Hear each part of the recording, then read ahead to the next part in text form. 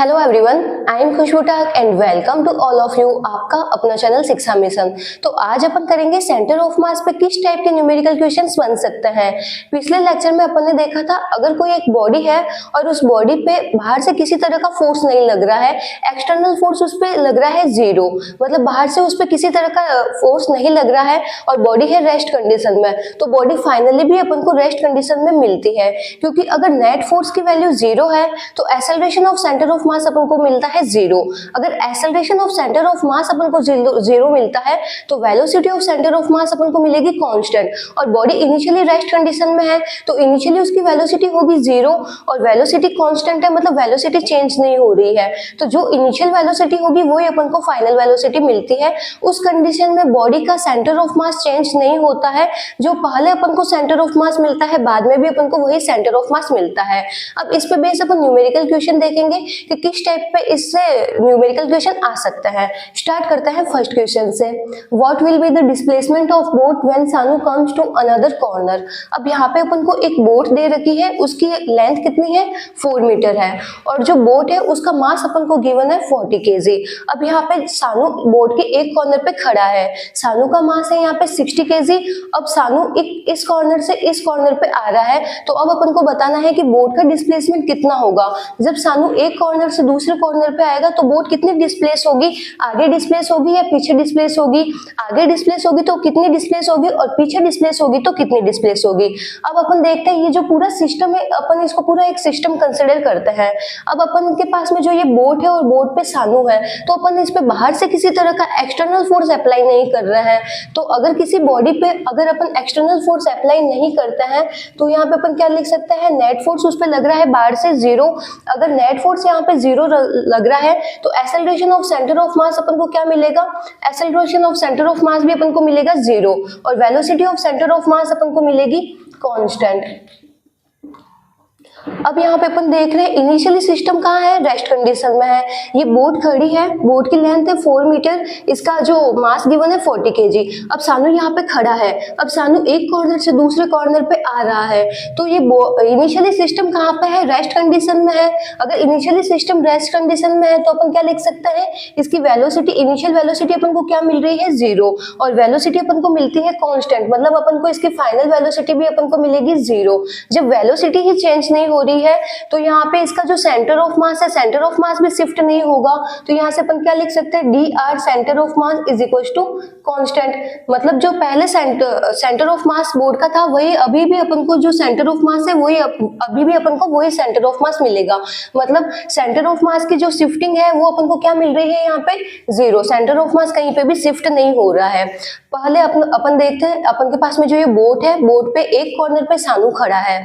अब यहाँ पे पूरा सिस्टम अगर अपन बाहर से देखेंगे तो अपन बाहर से इस पे किसी तरह का एक्सटर्नल फोर्स अप्लाई नहीं कर रहे हैं। अगर बॉडी पे किसी भी तरह का बाहर से एक्सटर्नल फोर्स अगर अप्लाई नहीं करते हैं तो फोर्स की वैल्यू होगी जीरो।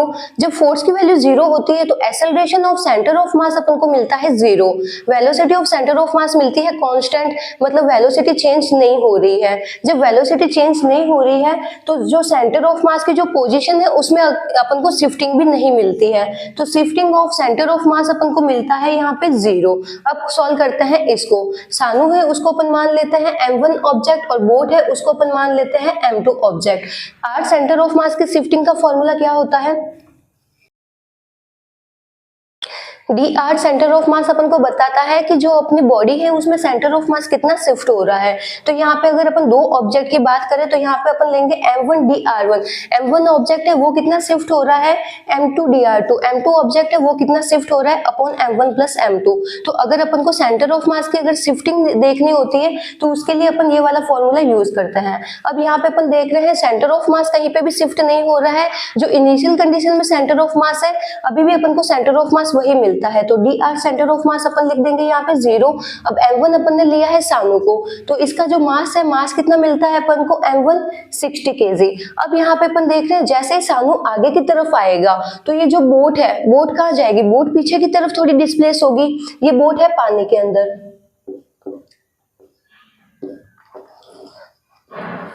अब यहाँ पे जैसे ही सानू इस कॉर्नर से थोड़ा सा आगे शिफ्ट होगा तो बोट कहाँ जाएगी, बोट पीछे की तरफ जाएगी। तो बोट पीछे की तरफ कितनी जाएगी तो अपन यहाँ पे ले लेते हैं x।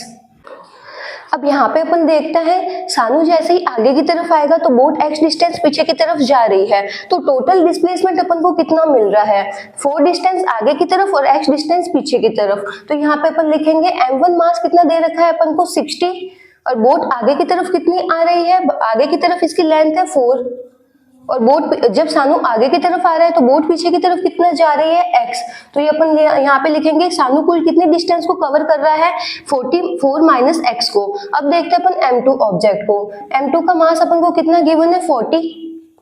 अब जो ये बोट है, बोट किधर जा रही है, बोट तो जा रही है पीछे की तरफ, तो अपन यहाँ पे लेंगे x।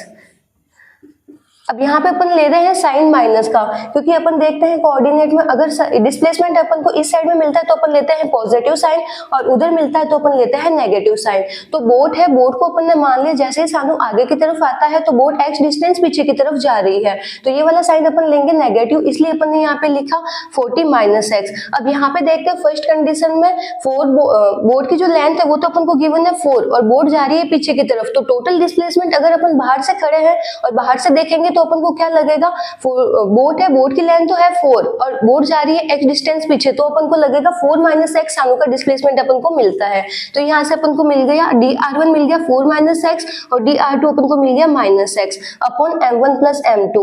m1 मिलता है अपन को 60, m2 मिलता है अपन को 40 इज इक्वल टू 0। अब इसको जब सॉल्व करेंगे तो यहाँ से अपन को x की वैल्यू मिल जाएगी। तो यहाँ पे इसको जब अपन सॉल्व करेंगे तो अपन को यहाँ पे वैल्यू मिली 2.4 मीटर। मतलब जो बोट है, बोट जब सानू आगे की तरफ आ रहा है तो बोट पीछे की तरफ जा रही है, और पीछे की तरफ कितने डिस्टेंस को कवर कर रही है, 2.4 मीटर को कवर कर रही है। तो यहाँ पे अपन लिख देंगे 2.4 मीटर। जब सानू एक कॉर्नर से दूसरे कॉर्नर पे आता है तो बोट 2.4 मीटर पीछे की तरफ जा रही है, जिसको नोट डाउन करना है नोट डाउन कर लो। नेक्स्ट क्वेश्चन देखते हैं। तो नेक्स्ट क्वेश्चन है by what distance the balloon shift downward when monkey reaches top most point. अब यहाँ पे अपन को दे रखा है एक बलून है, उसका मास अपन को गिवन है कैपिटल M। अब इसकी जो स्ट्रिंग है, स्ट्रिंग की लेंथ है L। अब यहाँ पे एक मंकी है, अब मंकी क्या कर रहा है, यहाँ पे इस लेंथ से ऊपर की तरफ चढ़ रहा है। तो अब अपन को बताना है कि जब मंकी ऊपर की तरफ जाएगा तो बलून कितनी डिस्टेंस नीचे की तरफ आएगा। जो मंकी है उसका मास अपन को गिवन है स्मॉल m। तो यहाँ पे अपन देखते हैं ये पूरा एक सिस्टम है। अब इस सिस्टम पे एक्सटर्नल किसी तरह का फोर्स अप्लाई नहीं हो रहा है, तो यहाँ पे नेट एक्सटर्नल फोर्स की वैल्यू क्या हो गई 0, एक्सेलरेशन ऑफ सेंटर ऑफ मास क्या हुआ 0, वेलोसिटी ऑफ सेंटर ऑफ मास क्या हुई कांस्टेंट, और velocity of centre of mass constant है, मतलब इसका जो सेंटर ऑफ मास है वो शिफ्ट नहीं हो रहा है। सेंटर ऑफ मास की जो अपन को शिफ्टिंग मिल रही है वो अपन को मिल रही है 0। तो यहाँ पे देखते हैं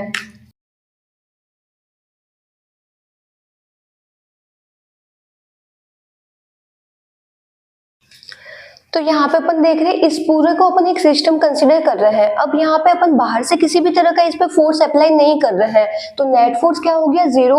जब नेट फोर्स 0 होता है तो acceleration of centre of mass अपन को मिलता है 0। अब एक्सेलरेशन है 0 है, एक्सेलरेशन क्या होता है change in velocity per change in time.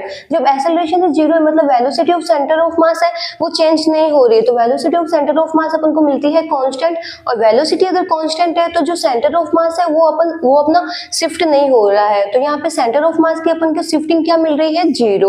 अब यहाँ पे अपन देखते हैं इसको अपन मान लेते हैं m1 ऑब्जेक्ट, मंकी को अपन ने मान लिया है m1 ऑब्जेक्ट, और बलून को अपन मान लेते हैं m2 ऑब्जेक्ट। अब यहाँ पे देखते हैं जैसे ही ये मंकी ऊपर की तरफ चढ़ेगा तो बलून क्या करेगा, बलून थोड़ा नीचे की तरफ शिफ्ट होगा। तो यहाँ से अपन को टोटल डिस्प्लेसमेंट अपन को कितना मिल रहा है, इसका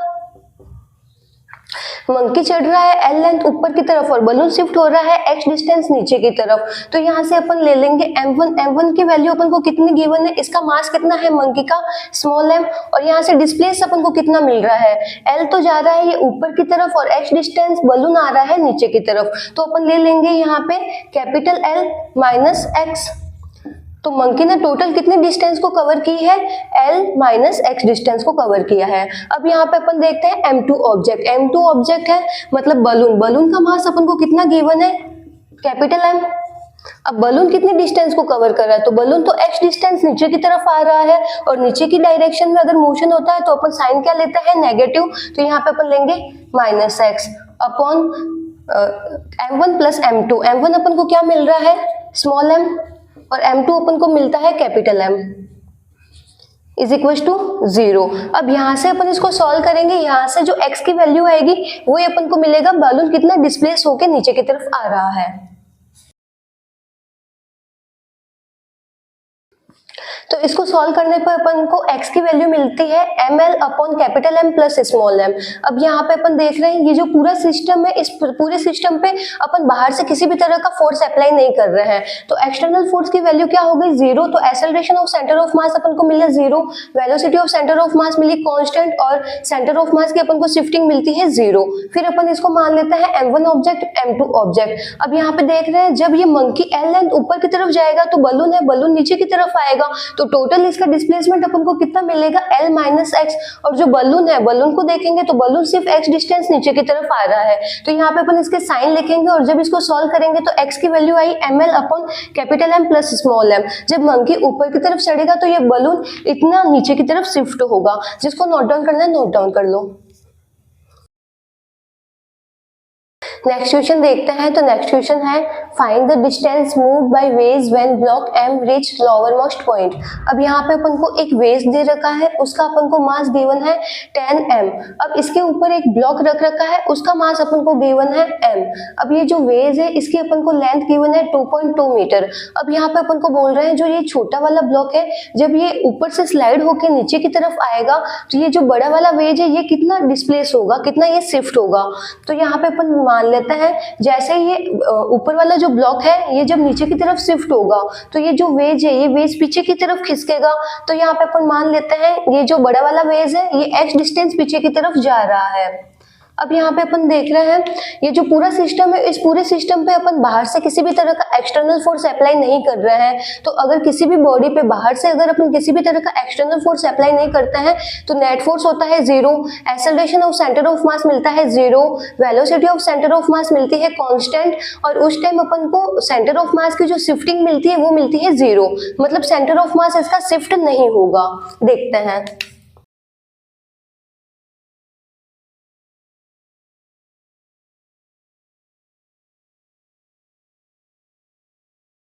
यहाँ पे अपन देखते हैं अपने पास में एक वेज है, इसका मास अपन को गिवन है 10m। इसके ऊपर जो ब्लॉक रखा हुआ है उसका मास अपन को गिवन है m। अब यहाँ पे जो ये ब्लॉक है स्लाइड होके नीचे की तरफ आता है, वेज की लेंथ अपन को गिवन है 2.2 मीटर। तो जैसे ये ब्लॉक नीचे की तरफ आएगा तो ये वेज पीछे की तरफ शिफ्ट होगा।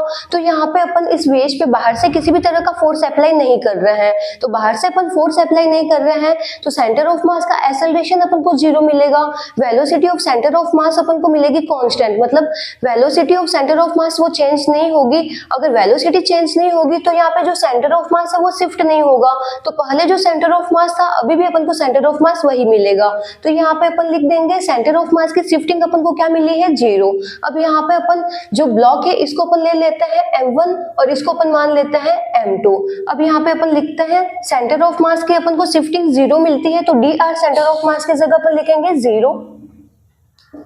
अब यहाँ पे अपन देखते हैं m1 ऑब्जेक्ट, m1 का मास अपन को कितना गिवन है कैपिटल M।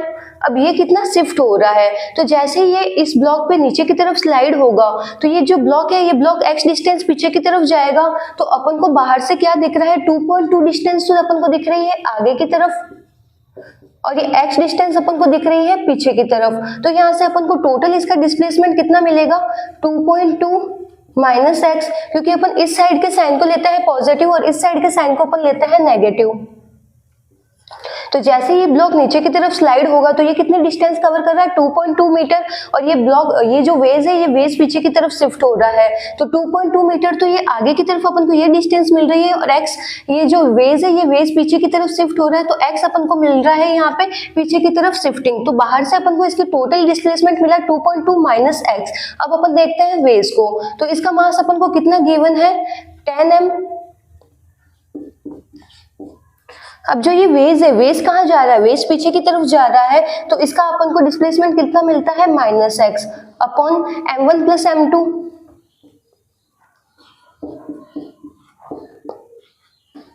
अब इसको जब अपन सॉल्व कर लेंगे तो जो x की वैल्यू आएगी वही अपन को बताएगी कि जो ये वेज है ये वेज कितना शिफ्ट हो रहा है।